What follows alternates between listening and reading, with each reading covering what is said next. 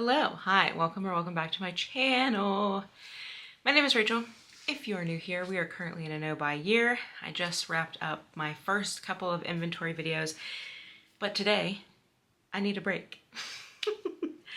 I need a break from inventory, and I do want to do swatch videos, so those things are coming, but today I thought we would get into something that I brought up in one of those inventory videos. So again, if you're new here, I'll link the playlist down below if you want to catch up to where we are in this no-buy year. We just kicked off at the beginning of the month.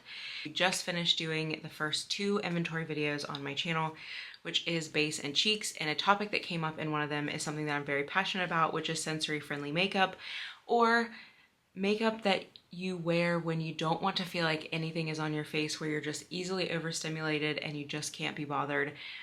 Or if you're just someone who likes a really, really lightweight face of makeup, this is what I do for those days. These are the products I would recommend for that.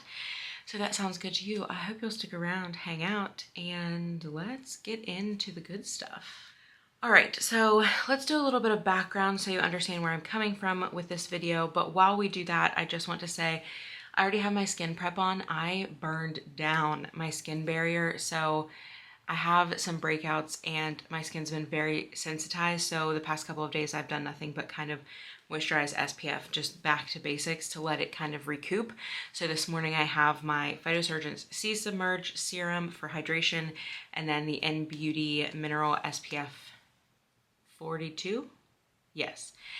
That said, this next step I don't always do, but I want to try it today. And we did talk about this in my base video.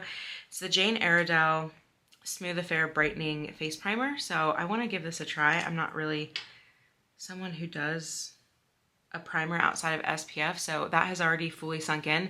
But the reason we're going to do this, and then I'm going to give it a little bit of time to sink in before we dive right in to the base products, is because the base product that I'm using today, which is the Iredale powder, you do need, in my experience, a dry base for it to look its best if you have similar skin to mine.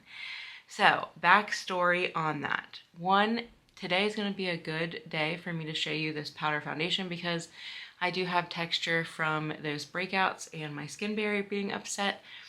But further into the background, I have dry, dehydrated skin. So I sometimes will get dry skin in terms of like flakiness, but for the most part, my skin is just extremely dehydrated all the time.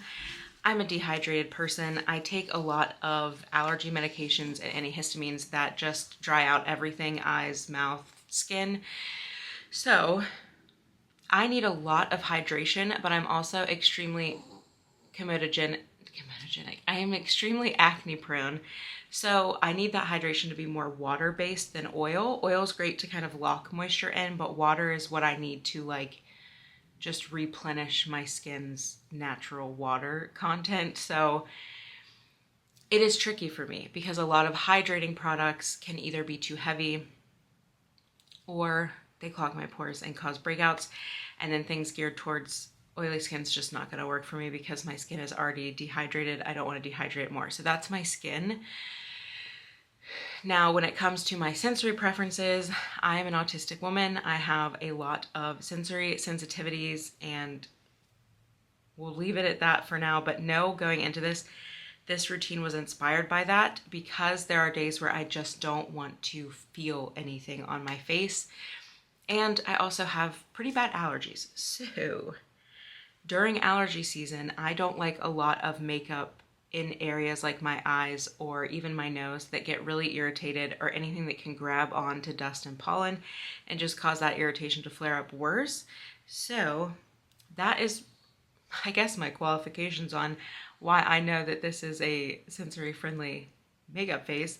But all that aside, this is also a very quick face for me. So I have been leaning heavily on this spring and summer, and I haven't shown it on my channel, so I want to do that. So looking at this primer, I think it did blur a little bit, nothing crazy.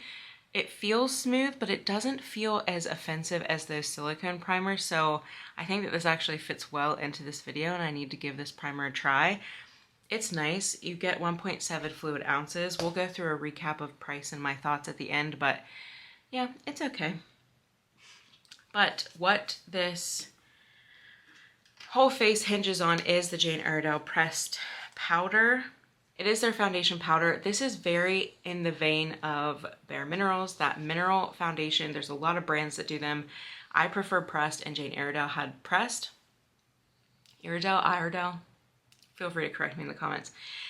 But I was drawn to this one because it's refillable. So there's a little hole in the back here. You can pop it out, put it back in. The shades matched me. That's where Bare Minerals sometimes falls flat for me, is in their OG powder foundation, which I know they've expanded multiple times. It just always ends up looking too peach, orange, or pink on me, and it's never the right depth. So this is a very, very good shade match for me. It's a very light shade, so you can see it kind of just disappears there.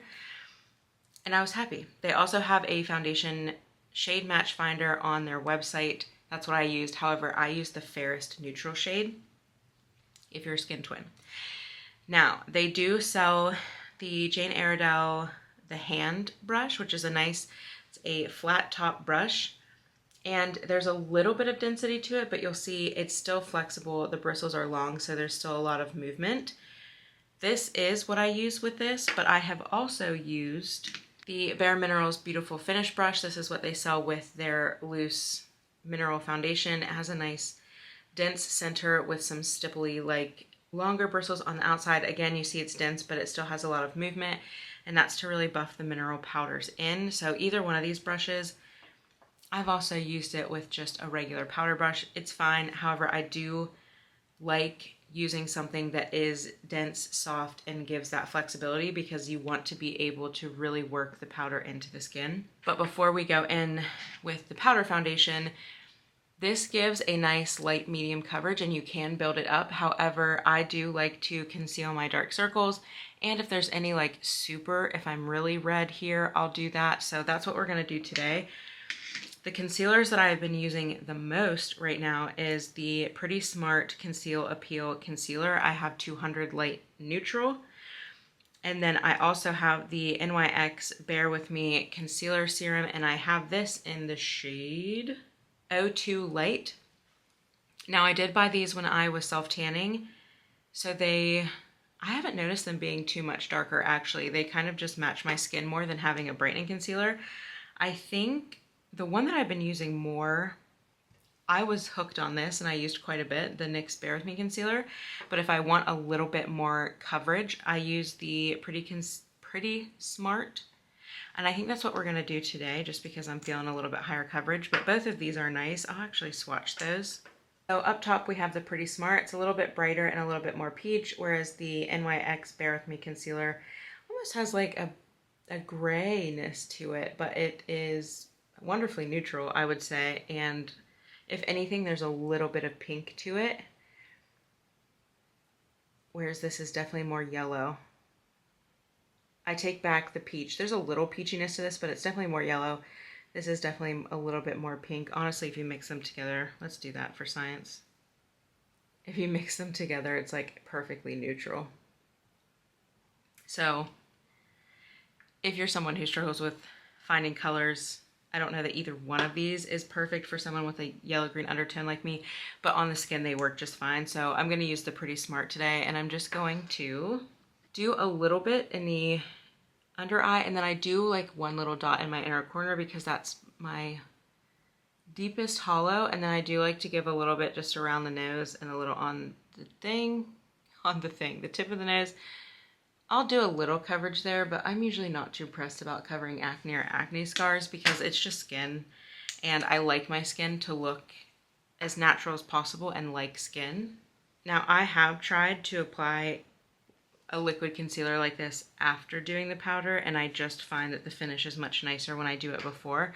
So I'm just using a brush. Some days when I can't be bothered, I just use a finger, but depending on what might be overstimulating for you, I don't always love the feel of stuff on my fingers, so that's why today we're using a brush, but you do not need an extra brush for this step. Feel free to just use your fingers, and I'm just going to blend that. And as you can see, that Pretty Smart concealer a little bit goes a long way. We love to see it.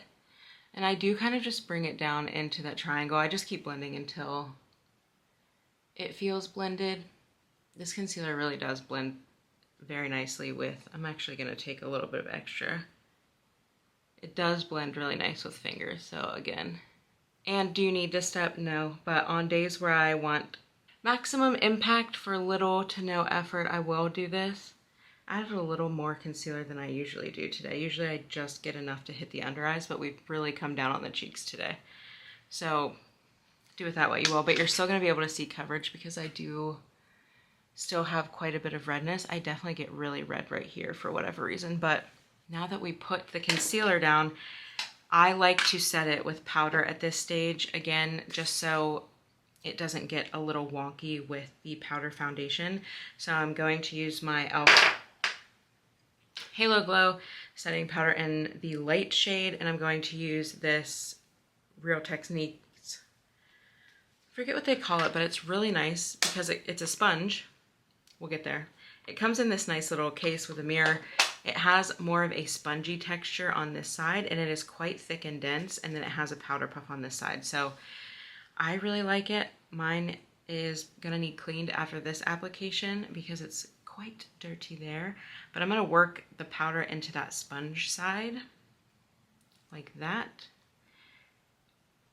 And where I like to set is mostly under the eyes. One, this helps with creasing, but two, it helps so that that powder foundation doesn't absorb into that product and look a little cakey and kind of grab onto the moisture that's in there, because it is a powder, but we're going to talk about why it's a little different than other powder foundations I've tried. So just going to set around the eyes and just a touch anywhere where I would like that concealer to stick around a little bit longer, that good stuff. And now for the very exciting part, which is this foundation. So I'm going to use the Jane Iredale brush today. What I do is I swirl it. You'll see it's picked up some product. And for this foundation, it is a powder foundation, but what you'll notice is that, like the Bare Minerals, as you work it in and as it warms up to your skin, it almost gives like a cream finish. This is not a drying powder by any stretch of the imagination. However, if you do have a lot of dry, flaky texture, it's going to emphasize that, but any product that dries up like a self-setting foundation is going to do that. So just kind of limit your expectations with this if you have dry, flaky skin. However, after I swirl it in, whereas the loose Bare Minerals powder, they tell you to swirl into the skin, Jane Iredale tells you to start top to bottom and drag. So if you just drag like that, and you can see the coverage immediately, and I'll usually just go over it a couple of times just to make sure it's distributed, but there's like a first pass, so you can see that it really just kind of tamps down the redness compared to this side. And what I love about this tip from Jane Iredale is a lot of times people will caution you against swirling a brush like this on your face. One, if you have dry skin, because it's going to manipulate those dry skin flakes and lift them up or make them a little bit more noticeable. But what it also can do is, if you're like me, I also have PCOS. If you're new here, welcome. We're putting all the ailments on the table. If you are like me and you have PCOS and you have a lot of peach fuzz on the face, dragging it down is going to go with the hair so that you're not fluffing them up, which is a nice tip, but as you can see, there's a second pass. I love the coverage, and what I don't mind is you're still going to see some redness peeking through even after 2 passes of this. I don't mind that because I'm going to put blush on, so that kind of helps camouflage that a little bit for me. I'll also just kind of use a pat and pull technique, so I'm patting and pulling down like this just to get coverage on the nose. And I will say, while this does build, you can't overdo this because it goes to kind of that almost cream consistency on the skin. You'll start to see buildup in these kind of crevice areas, so don't overdo it. You're not going to get like a blanked out full coverage face with this, but that's not what this type of product specifically is for. But that is the finished face with the foundation. Really good shade match. If you're a skin twin, definitely go for the neutral fair shade. And yeah, I love it. And it literally feels like nothing. The only time where it starts to feel like something is if I've used too much concealer, too much powder. If I keep that to a minimum, this powder itself, this foundation, feels like absolutely nothing on the skin. And if you're someone who is acne prone, mineral makeup is like the #1 thing that everybody will recommend to you. And this is my endorsement that I would go for this over the Bare Minerals. The only one that I haven't tried is the Pure brand 4-in-1 powder foundation. I would consider trying that, but I'm so in love with this and the refillable nature of it that I don't see myself straying from it. So that's pretty much our base. From there, I do a quick brow. So on a day-to-day basis, I'm using the e.l.f. Precision Brow Pencil and the e.l.f. Wow Brow. On days where I can't be bothered, I don't want a ton of stuff on my face, I just go with the tinted brow gel and let my brows live their best life without a ton of added anything. So just a little bit more groomed and just adding a little bit more to the tail of my brow. And I do like to start kind of where my brow starts to thin out so that the majority of the product hits those more sparse areas, and then I just take whatever is left over to hit the front of them because I don't need a lot of help in the front, just a lot of help in the back. Then honestly, you could leave it here if you just want your face a little bit more pulled together, but where I like to take it is just with a nice blush and bronzer. So this is my everyday if I don't know what to do, if I want products that are lightweight on my face, it's always these. So the Phytosurgence Skin Spark Blush and Condensate, and then the Spectral Sun Bronzer in 02 Rosy Daybreak.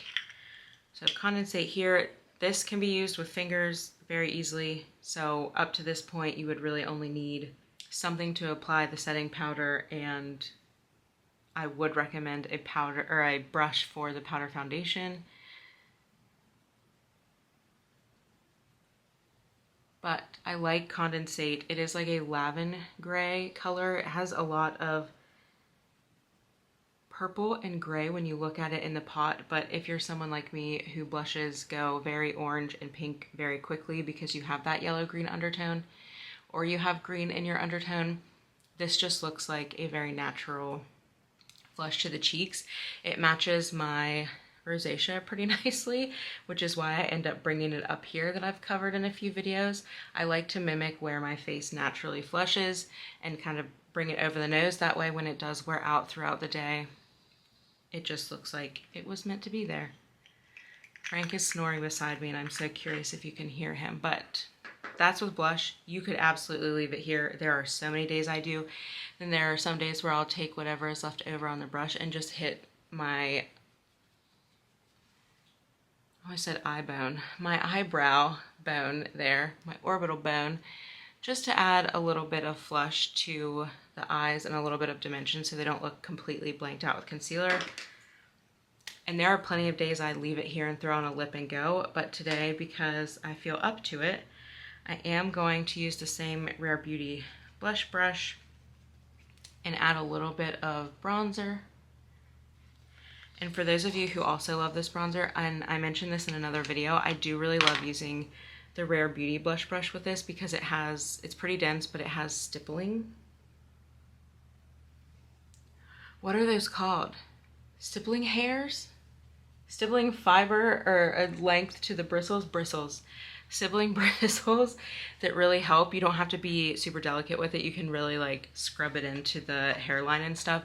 And it does pick up the Phytosurgence bronzer really well. So I do love that. So I'm just gonna hit my cheeks, and because Rosy Daybreak is kind of like a neutral rosy bronzer, I do like to hit kind of where it helps chisel my cheeks a little bit, and then my temples and my forehead. Then again, I'll take a little bit of this and go into the crease for that added dimension, and I'm not being precise. This brush will handle the blending for me. It's just to add a little flush of color there. And then from here, we need to make the decision if we're up for mascara. I like to have two different kinds of mascara for a plethora of reasons. When I'm very overstimulated, I'm not wearing mascara. I'm just going like this. I haven't had my eyelashes tinted or lifted in 3 months. So this is 3 months post. I highly recommend if you're someone who can never seem to want to wear mascara. I do love getting my lashes lifted and tinted. It's like wearing mascara every day as soon as you wake up. However, it is pricey and we can't all do that. So at this point, you could curl your lashes and leave them blank. You could tint them at home, or you could use a mascara, or just go without. I love looking like this. I feel totally confident in myself when I have just like a nice evened out complexion. I do like to wear a tubing mascara during allergy season when I'm going to be outside, or if I need my mascara to be very long lasting and to not run, flake, and to be completely dried down. So if you have allergies, I've covered this in an allergy video, but if you have allergies, a tubing mascara is great because what it does is it has polyforming ingredients where it's going to form a nice little like sheath over each individual lash, and it sets down completely. So what I noticed is when I switched to tubing mascara, my eyes were getting less irritated outside during allergy season because there was nothing sticky left for irritants like pollen to stick to or dust.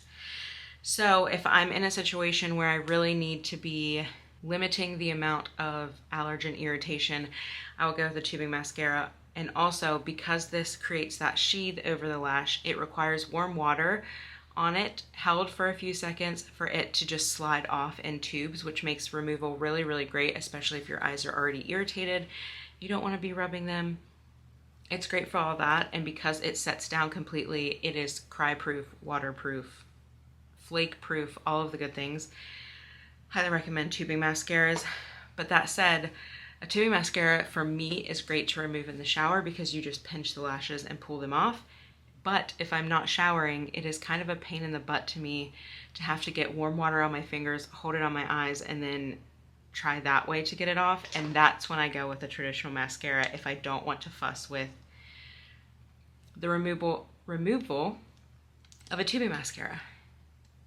I go with a regular. Today, I'm not going with any mascara because I'm not in the mood. My eyes are itchy today. If they're like this, I know that I can rub them and have no qualms about it. So, no mascara today. What I would do from here is just a nice little lip.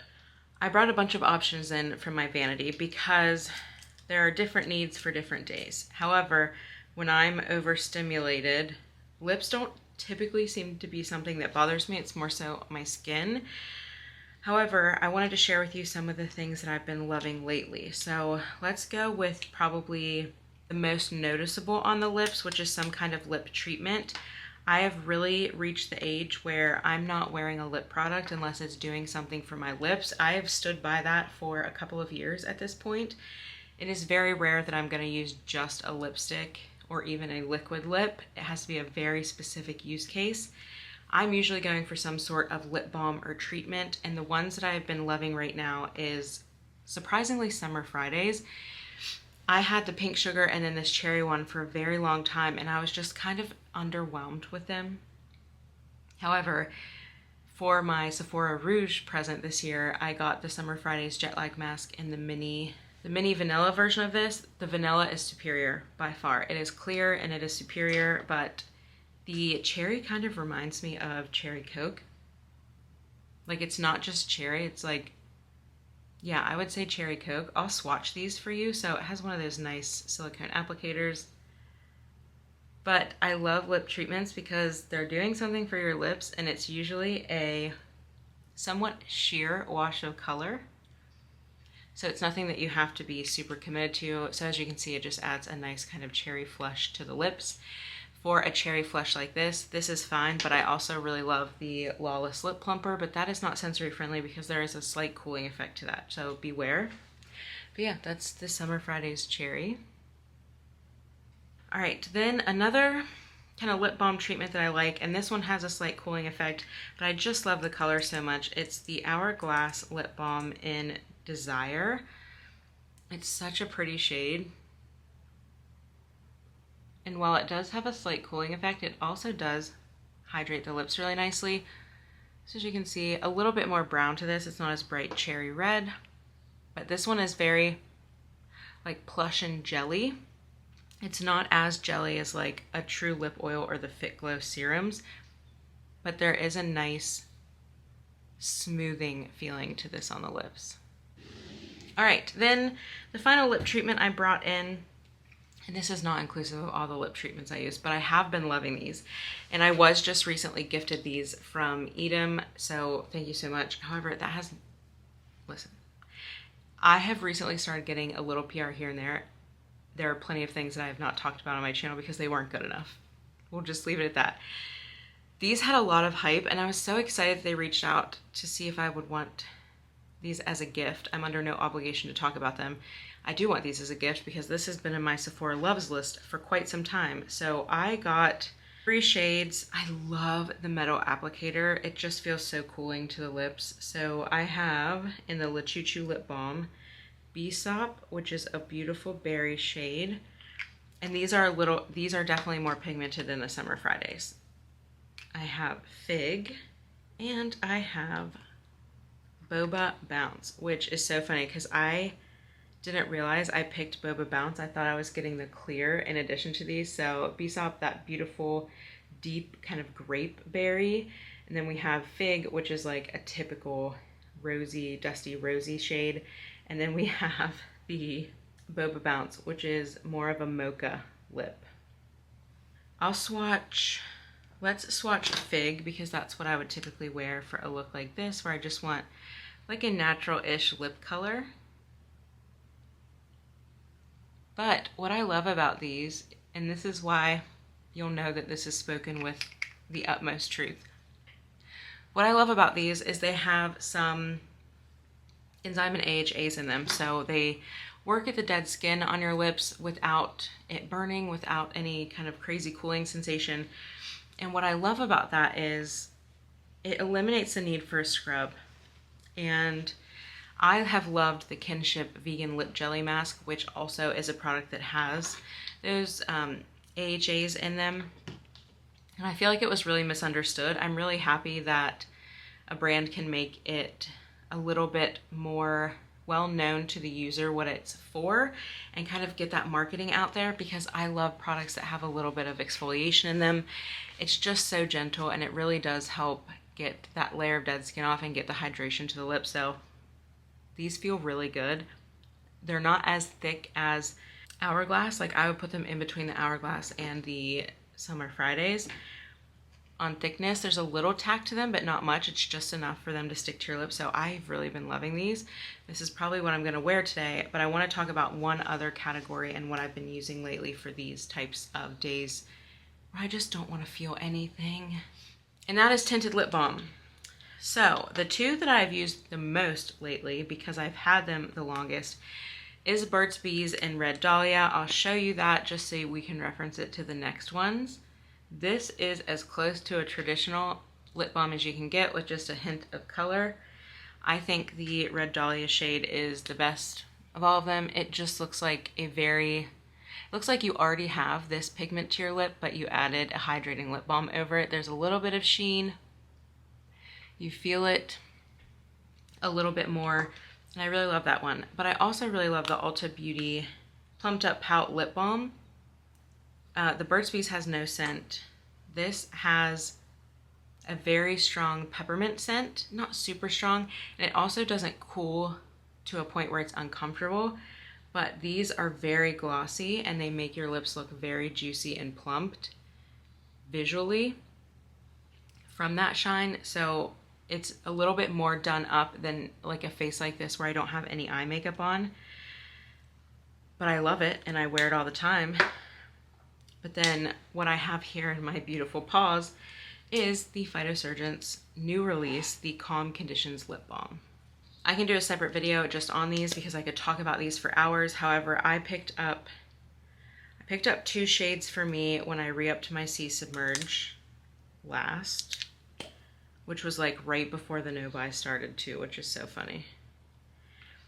But I got two shades that I thought I would wear the most, and then I got one of the clear that I thought I would give my husband, but this is mine, my precious. However, here are the two swatches. So up top I have Tender Tides, and at the bottom I have Soft Swells. So Tender Tides, a little bit more pink, a little bit brighter, a little bit peachier. And Soft Swells is going to be a little bit more rosy, plummy, almost a little bit more brown. I could talk about these forever, but just know, in true Phytosurgence fashion, they are very innovative in their consistency, how they feel going on, how they feel on the lips, but also how they look. So that's about 2 layers on each lip of Tender Tides. You can see it adds a perfect amount of color, but what is so interesting, and hopefully I've gotten rid of the remnants of the other ones, it just looks like lips. Like, there's not a lot of shine to these to make it obvious to the eye that you have a lip product on.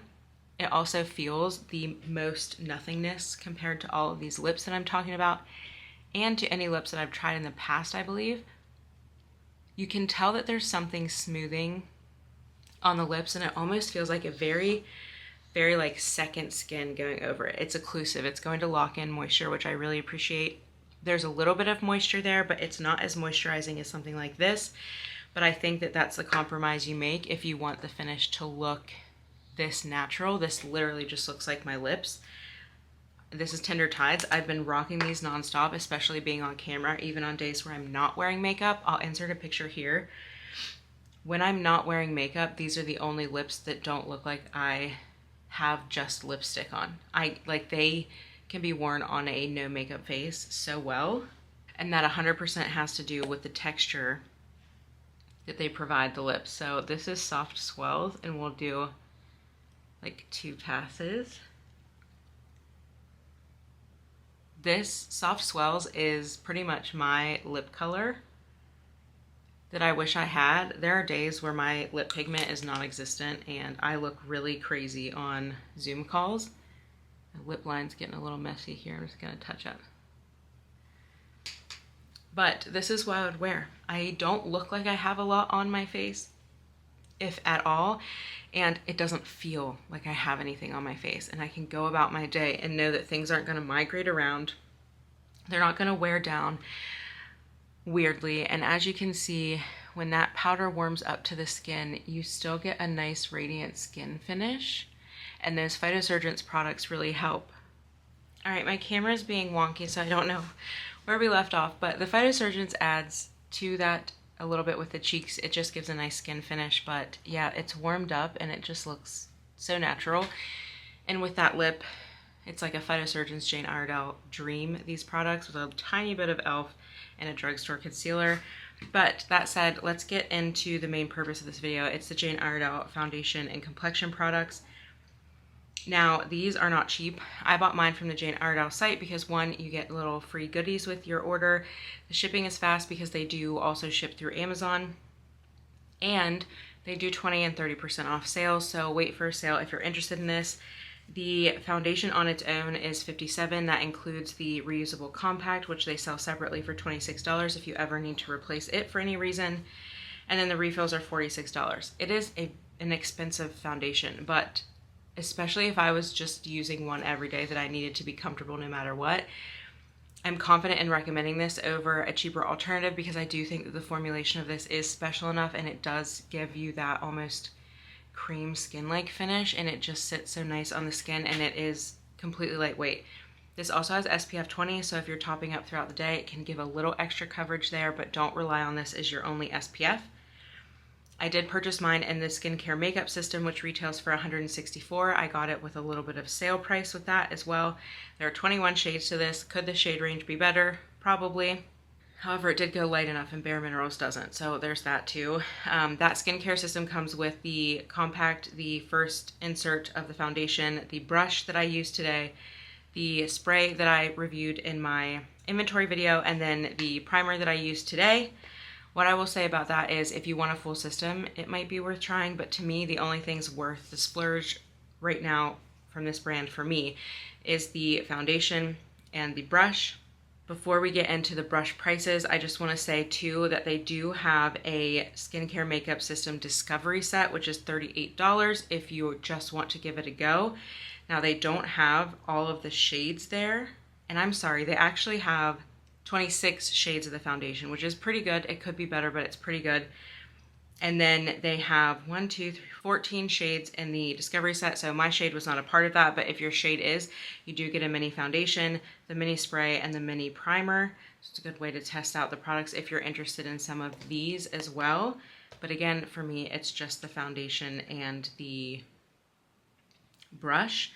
Looking at the shade range, they definitely need to do better in terms of depth of shade range. So you can see they're really heavy in the fair to light, and they're very low when it comes to what that gradient looked like for medium, deep, and very deep. They do need to do better. There's no argument against that. I'm very glad that they have it in my shade, but I would love to see them expand the shade range on this. That said, the brush that I used today is the Handy brush, which is $45, which again is not cheap. The Bare Minerals that I showed is $39 from Sephora, so they're fairly comparable price-wise. However, you don't need this brush.